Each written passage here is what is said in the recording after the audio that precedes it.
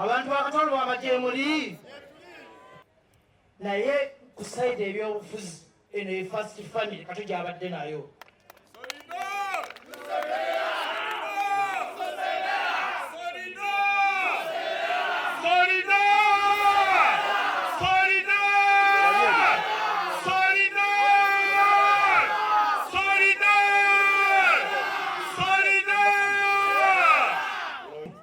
Timu Solida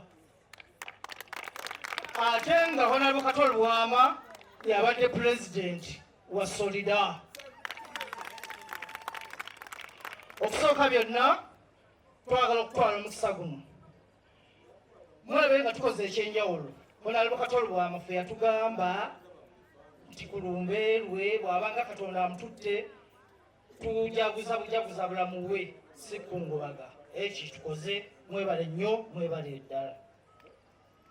Okusooka byonna twagala okwebaza ekirabo Katonda eky'obulamu kyawadde omugenzi Honorable Kato Lubwama. Mukikubire mu ngalo kikulu nnyo. Ekyokubiri twagala okwebaza abantu mwenna abaze omukwano eri omubaka baffe. Bannaye mwebale nnyo mwebalire ddala. Basaba ne bannyabo abantu bangi bazze ne boogera ku Honorable Kato Lubwama. Naye famire eno naddala ku sayidi ey'obufuzi emanyi Honorable Kato Lubwama. Honorable Kato Lubwama newabadde nga buli wazuukuka mu nju okufuluma afuluma na famire eno n'alumba. Ffe twakwatagana na Honorable Kato Lubwama mu mwaka gwali 2014.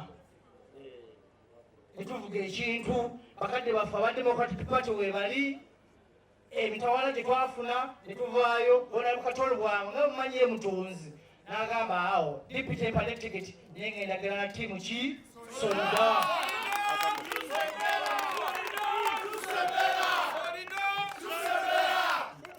Mpozi njakusaba omubala gwaffe tugutereeze kubanga Honorable Kato Lubwama kintu kino yakyagala nnyo. Ffe twagambanga Solida nga tuddamu nti Solida. Solida ku mulundi ogwokubiri nga tugamba kyusa embeera. Solida Solida Solida Solida ogwo gwe mubala gwaffe era gwe abalala bakuba mizinga naye ffe omubala gwaffe gwe tukoze eki bwe tumukubidde.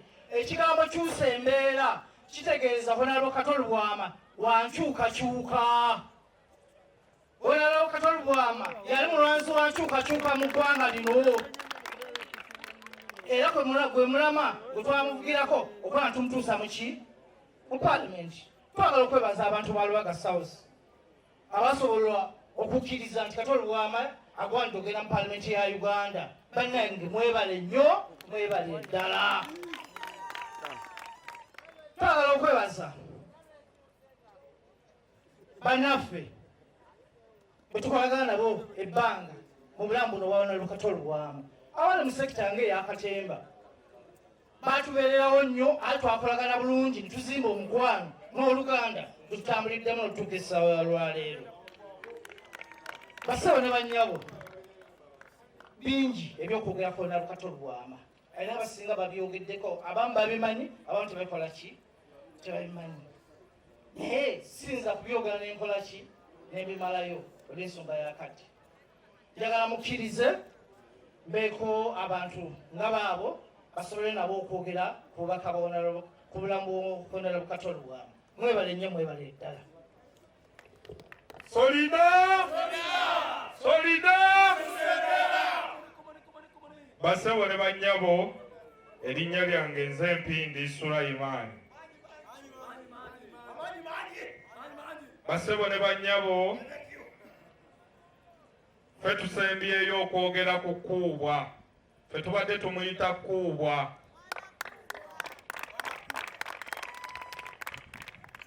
Mwami Kato Lubwama oyo oba Kuubwa twasisinkana. Ffe bwe twasooka omusisinkana olunaku lwe yava e India okumulongoosa omutima. Bwe twava e India twadduka okuva Entebbe paka ewuwe makage. Okuva olwo ne tufuuka famire. Bassebo ne bannyabo, aboogezi bangi nnyo aboogedde ku kkuubwa. Naye ng'abamu boogera kunyumisa, neffe eno famire tubadde tumanye kkuubwa. Era ffe kkuubwa oyo yatwagala nnyo. Era bannasolida kyenjagala okubategeeza, nze yali akulira security. Ndowooza mulaba Honorable Kato Lubwama buli we babadde bamuleeta mu byobufuzi ku TV nga ndi naye, nze nga assignment eyange kukuuma mutima gwaffe butamukwatako. Mbeebaza bannasolida bannange. Honorable Kato Lubwama oyo abadde munnabyabufuzi ow'enjawulo. Bwe yagulanga essuwaani y'emmere nga ffenna tulya naye. Kato Lubwama yawoomerwanga nnyo empuuta, nga bwe tuba tugenze mu kampeyini ng'agula kilo z'empuuta nga 3, ng'anyumirwa okulaba nga tugigwamu naye n'agigwamu. Ne tuwulira nga tumufiiringa. Twakola ebintu bingi nnyo, ebintu ebinene, naye nga bwe twenkana bwe tuti. Bassebo ne bannyabo, Honorable Kato Lubwama teyandivudde mu Parliament, naye ka mbabuulire ekyama ekyajja Honorable Kato Lubwama mu Parliament. Baatukwata basolida bana ne batutwala e Nalufeenya.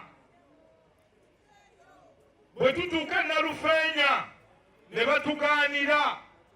Bwe baatugaanira ne bamuyita omukulu eyali IGP Kale Kayihura, n'agamba ekintu kino ky'otandika ekyabayeekera ekya Solida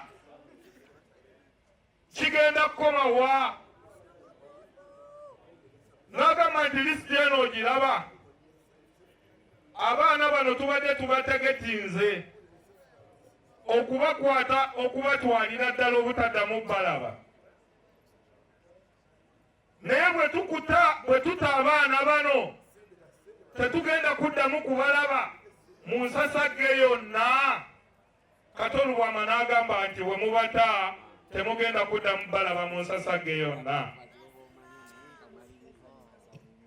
Kuubwa bannasolida baganda bange, mikwano gyange, abasinga mubadde temumanyi lwaki yasattulula ekintu kya Solida. Yavaayo eyo ng'omutima gumwennyise, n'agamba abaana b'abantu bwe banaabakuba amasasi, bwe banaabasiba ng'abange bali waka beebase, mpindi ngenda kugamba nti abaana b'abantu. Kato Lubwama n'ayita basolida ffenna omwomu olw'omutima ogw'ekizadde, n'atugamba mukkakkane. Kubanga bassebo ne bannyabo, ffe abasolida nga bwe mutulaba wano tuli b'amaanyi, ate tubadde b'amaanyi. Solida! Bassebo ne bannyabo, Honorable Kato Lubwama talese bamulekwa baana be bokka. Kato Lubwama naffe atulese nga tuli bamulekwa. Era tugenda kusaba Honorable Muhammadi Nsereko, basolida naffe tetukyayina taata, naye omukwano gw'olaze kkuubwa, omukwano gw'olaze kkuubwa, kaakati naawe gwakulembera Solida ate by'amaanyi.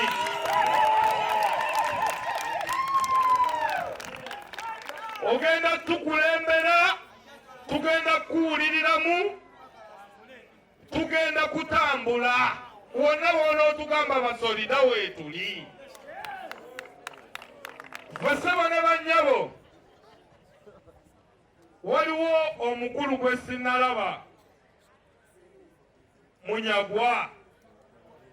Munyagwa oyo we babeerera ne Kato Lubwama ab'omukwano ennyo,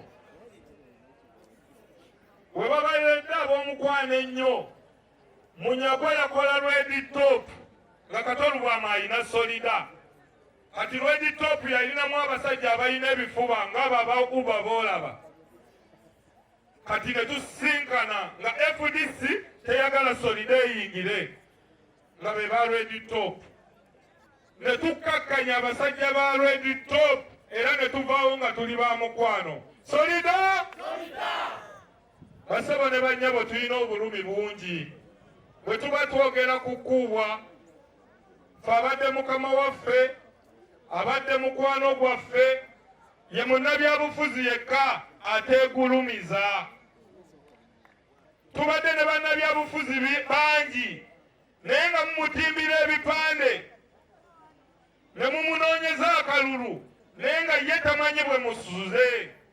Naye Kato Lubwama buli muntu abadde amumanyi.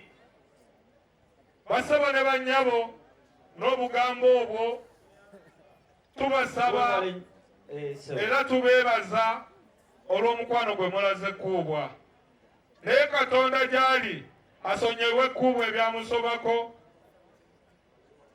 asobole n'okugumya maama waffe Ssaabasajja Kabaka awangaale. Nga tunayogera twaniriza omubaka w'ekitundu kino Haji Yusufu Nsibambi atwegaseeko ow'amawokota empya.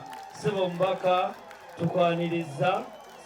Ssebo omubaka tukusanyukidde. Abe Mwesi mu Kimbi. Era Abe Mwesi yasembayo bw'anaaba amaliriza tuyite Haji Yusufu Nsibambi atwanirize mu kitundu kye omubaka w'amawokota empya. Ssebo Haji tweyanza webale kutwegattako.